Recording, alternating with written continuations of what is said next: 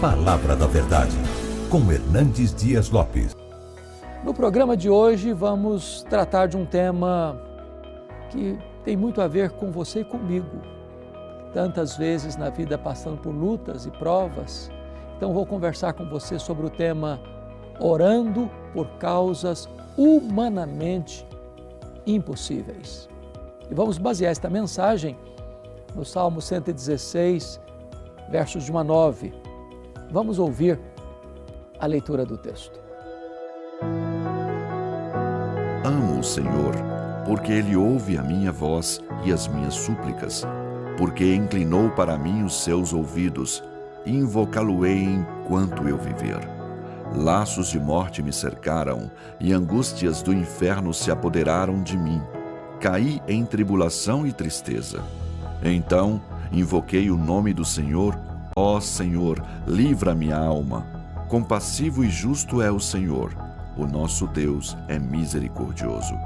O Senhor vela pelos simples. Achava-me prostrado e Ele me salvou. Volta, minha alma, ao teu sossego, pois o Senhor tem sido generoso para contigo.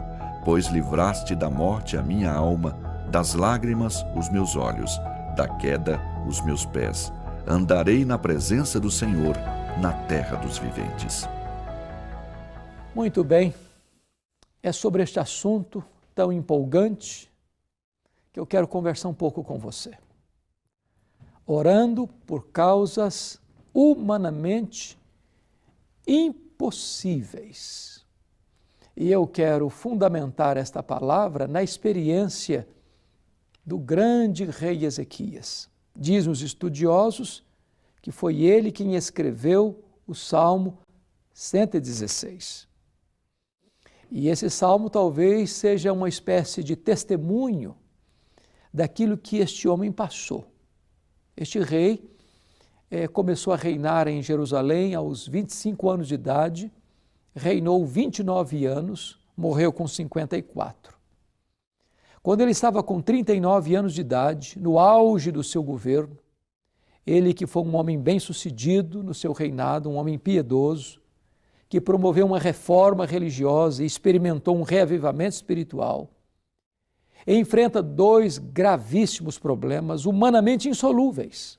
O primeiro deles, um cerco de um grande e poderoso império, o Império Assírio, que já tinha levado para o cativeiro as 10 tribos do norte, no seu governo.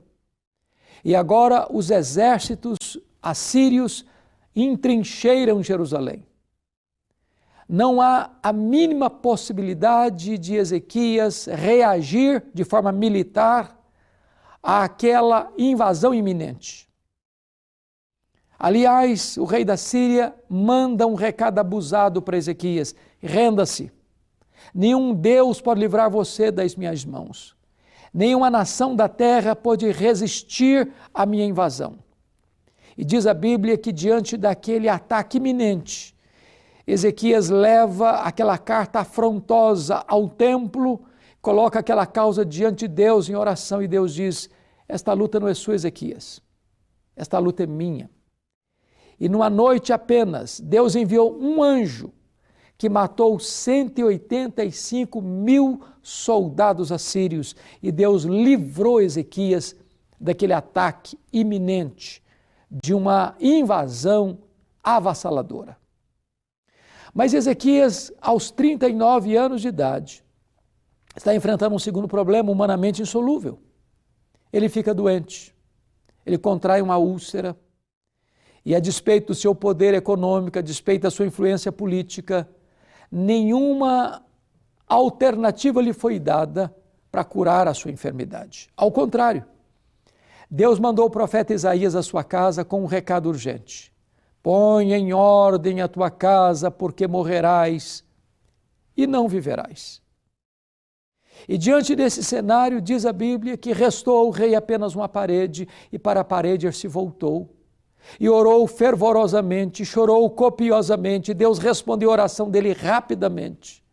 E Deus mandou de volta o profeta Isaías ao seu palácio dizendo: olha, Ezequias, Deus ouviu a sua oração, Deus viu as suas lágrimas, Deus curará a sua enfermidade, Deus libertará Jerusalém do ataque estrangeiro e no terceiro dia subirás à casa do Senhor.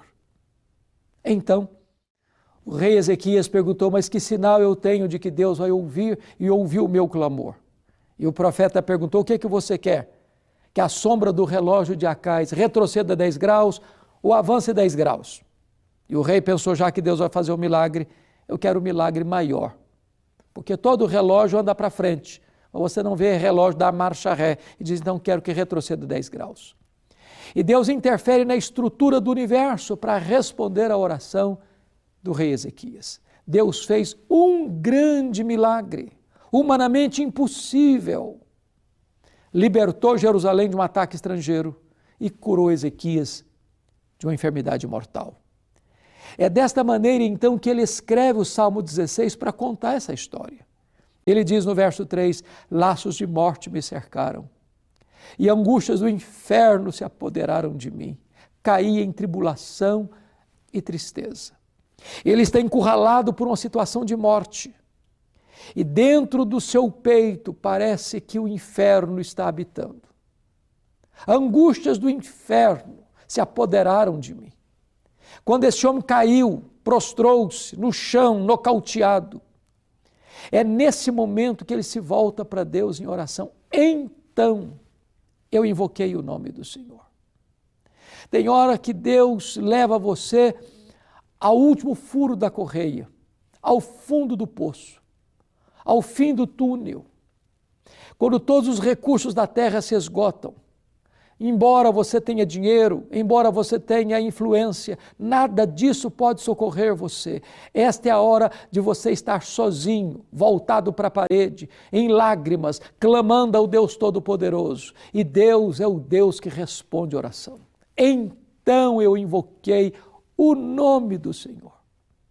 É hora de também você invocar o nome do Senhor. Talvez você tenha causas perdidas na sua vida, no seu casamento, na sua família, na sua saúde, nos seus relacionamentos, mas Deus pode agir milagrosamente, trazendo restauração para a sua vida. Quando este homem vê o milagre de Deus na sua história, ele reconhece que Deus trouxe 3 livramentos para ele. Tu livraste da morte a minha alma, das lágrimas os meus olhos, da queda os meus pés. O primeiro livramento é o livramento espiritual. Deixa eu dizer algo para você. Talvez você esteja com saúde, talvez você esteja bem com a família, talvez você esteja profissionalmente de vento em popa, mas você tem uma libertação necessária na sua vida, sem a qual você não pode viver eternamente. Você precisa do perdão dos seus pecados. Só Deus pode livrar a sua alma da morte eterna, da segunda morte. Segundo, ele declara que Deus o libertou emocionalmente. Das lágrimas livraste os meus olhos. Nós choramos, nascemos chorando, via de regra, descemos ao túmulo em lágrimas ou no meio de lágrimas. Só Deus pode estancar suas lágrimas. Só Deus pode enxugar o seu choro, só Deus pode trazer alívio para o seu sofrimento, só Deus pode resolver as causas que fazem você chorar, pois Deus traz livramento emocional. Mas Ezequias compreende que Deus traz também livramento moral. Da queda livraste os meus pés. Nenhum de nós, por mais piedoso que seja, pode ficar de pé escorado no bordão da autoconfiança. Ou Deus segura a nossa mão, ou nós tropeçamos e caímos. A Bíblia diz que Deus conhece a nossa estrutura e sabe que nós somos pó. Nós não podemos confiar em nós mesmos. A Bíblia diz, aquele que pensa estar em pé, veja que não caia. Então, depois que Deus traz livramento a este homem, ele assume um compromisso com Deus. Porque Deus ouviu o meu clamor e a minha oração, e invocá-lo-ei enquanto eu viver. Depois que Deus trouxe resposta a causas impossíveis, ele diz, eu andarei na presença do Senhor na terra dos viventes. Porque Deus fez algo tão lindo na história dele, ele diz, eu amo o Senhor. Eu amo o Senhor porque Ele ouve a minha voz e as minhas súplicas. Este homem então diz: o que darei ao Senhor por todos os seus benefícios para comigo? E ele respondeu: eu tomarei o cálice da salvação, eu invocarei o nome do Senhor, eu cumprirei os meus votos na presença do seu povo. Hoje você também pode ter essa experiência do Deus que responde orações. Causas impossíveis podem ser resolvidas quando você se prostra aos pés do Senhor em oração. Eu vou orar por você. Onde você está? Ore comigo. Deus, eu te agradeço pela tua palavra e eu te peço que tu apliques esta palavra ao coração dos que nos assistem, em